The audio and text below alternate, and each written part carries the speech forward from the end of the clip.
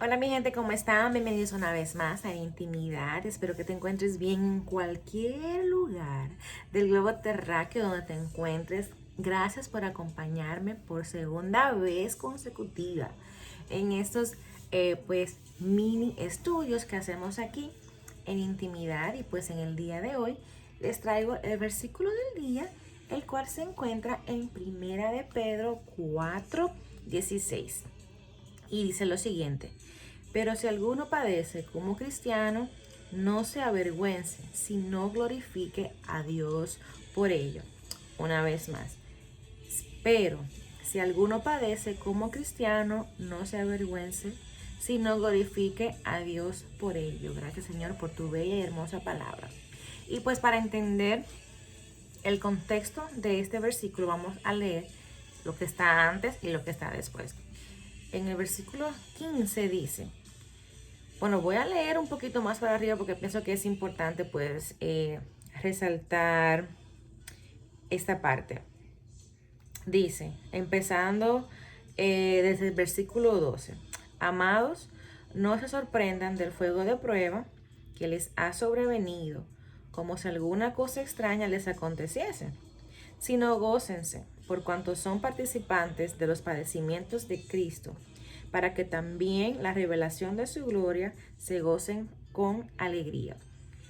Si son vituperados por el nombre de Cristo, son bienaventurados, porque el glorioso Espíritu de Dios reposa sobre ustedes. Ciertamente de parte de ellos Él es blasfemado, pero por ustedes es glorificado. Así que ninguno de ustedes padezcan como homicida o ladrón o malhechor, o por entremeterse en lo ajeno. O sea, en dominicana no emocionando. Pero si alguno padece, ese es el versículo del día, como cristiano, no se avergüence, sino glorifique a Dios por ello. Porque es tiempo de que el juicio comience por la casa de Dios. Y si primero comienza por nosotros, ¿cuál será el fin de aquellos que no obedecen al Evangelio de Dios? Entonces, este pequeño estudio de hoy va, pues, espero en el Señor, que sea pues de bendición y de provecho para todos nosotros. Entonces, como siempre, vamos a buscar nuestra palabra clave de este versículo. Y por supuesto es la palabra a ver. Si alguno padece o sufrir, esta palabra sufrimiento es la palabra en griego pascho, y el cual significa ser pues afectado o tener algún tipo de experiencia dolorosa en el buen sentido, estar bien, o en el mal sentido es sufrir terriblemente. Y o sea, como un sufrimiento así, como algo así como cuando alguien está enfermo que sufre, bueno, pues algo así. Y precisamente esta palabra sufrimiento se usó en el Evangelio de Mateo 16. Y aquí el Señor dice, eso sucedió, ¿no? Cuando el Señor, está en inglés, pero bueno, lo va a buscar aquí en español. Deme un momentito. Mateo 16:21. Vamos a ver, Mateo 16:21. Aquí, bueno, en ese versículo en particular es donde el Señor Jesús pues le anuncia a los discípulos lo que viene, lo que les voy a leer. Dice: desde entonces comenzó Jesús a declarar a sus discípulos que le era necesario ir a Jerusalén y padecer, o sea, sufrir, muchos de los ancianos, de los principales sacerdotes y de los escribas, y ser muerto y resucitar al tercer día. O sea, vemos como esta palabra sufrimiento se usó en varios versículos, pero en este en particular quise resaltar porque, como vemos anterior al versículo del día, cuando les leí al principio de Primera de Pedro, donde dice, vamos a buscarlo, donde dice pues que básicamente dicen, sino gócense, ¿no? Por cuanto son participantes de los padecimientos, o sea, de los sufrimientos, que es esta palabra que vimos en el Evangelio de Mateo 16:21. Sino, sino gócense por cuanto son participantes de los padecimientos. O sea, aquí vemos, conectamos esta palabra sufrir con el Evangelio de Mateo, para que también en la revelación de su gloria se gocen con alegría. Y en el versículo 14 dice, si son vituperados en el nombre de Cristo, pues son bienaventurados, o sea, quiere decir son felices, porque el glorioso Espíritu de Dios reposa sobre cada creyente que es pues vituperado o es maltratado o es perseguido, ¿no? Por servir al Rey de Reyes y Señor de Señores. Entonces, en cuanto a esa palabra sufrimiento, como vemos, es la palabra pascho. Ahora, si volvemos atrás, vamos a dejarlo en pausa ahí para conectar todo. Entonces, dice en la próxima palabra clave, permítanme acá, es la palabra, ¿no? Glorificar. Glorificar a Dios por ello, que se usó la palabra en griego doxazo, que quiere decir adorar, que quiere decir honrar, hacer glorioso, adornar, es todas estas cosas que el cristiano, bueno, la idea es que básicamente estos sufrimientos adornan a Dios, esos sufrimientos adornan el Evangelio. Y precisamente esta palabra glorificar era pues lo que la palabra que las personas usaban cuando pues Cristo hacía un milagro, y pues dice la palabra que glorificaban a Dios por ello. O sea, esta palabra glorificar es lo que se usó en los evangelios, ¿no? Ya había dicho esto.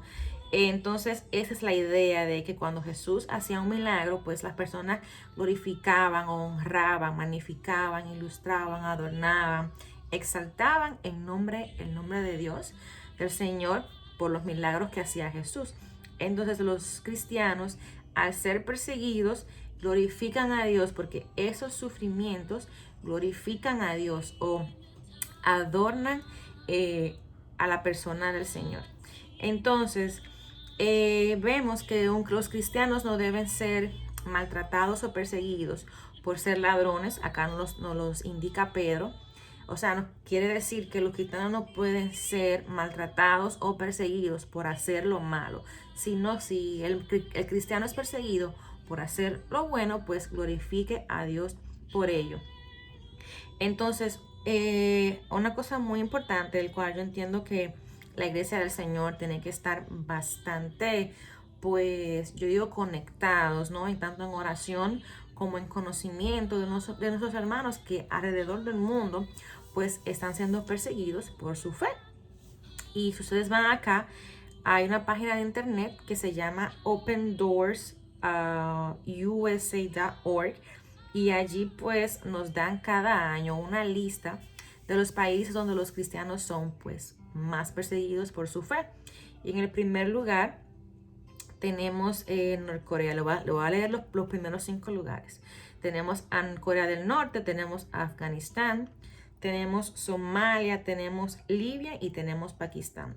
Y de todos estos países, y en la lista en su mayoría, todos estos países profesan ser de la religión islámica, exceptuando Corea del Norte, cuya religión dice que es el agnosticismo.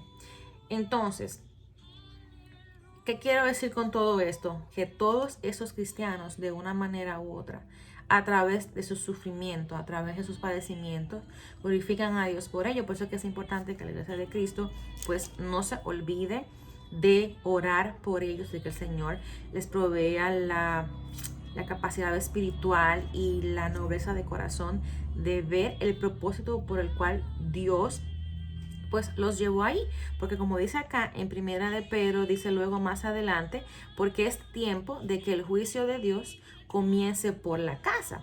O sea, no quiere decir juicio de Dios para maltratar al creyente per se, sino es un juicio purificador. Inclusive la palabra también habla de esto, que eh, el fuego purifica nuestra fe, y también dice la palabra que todas las cosas obran para bien para aquellos que aman al Señor. Quiere decir que este proceso por el cual este grupo de cristianos está atravesando esa dificultad en particular en esos países que son horribles, o sea, le estoy hablando de unas torturas tremendas. Ahí mismo en Corea del Norte hay unos campos de concentración a los cuales mandan a los cristianos a hacer labores extremadamente pues horribles. Algunos los matan al instante. En otras partes también del Medio Oriente los decapitan. O sea, es terrible, y Jesús habló de ello. Jesús dijo que pues esto vendría. Jesús no, nos lo advierte en su palabra, que estas cosas sucederían. Y también el mismo Pablo sufrió muchísimo. También en la Biblia habla de ello. Hablan como también, no en la Biblia específicamente, pero fuera, como el apóstol Juan también pues fue puesto en una olla hirviendo, y como no pudieron pues matarlo así, lo mandaron a la isla de Patmos, y allí en esta isla fue que Juan pues escribió el Apocalipsis. También cuentan que Pedro murió pues crucificado de abajo, de arriba para abajo, y así un sinnúmero de cristianos también en los tiempos de los emperadores lo entraban al Coliseo, ahí ese lugar lleno de leones, y lo comían niños, ancianos.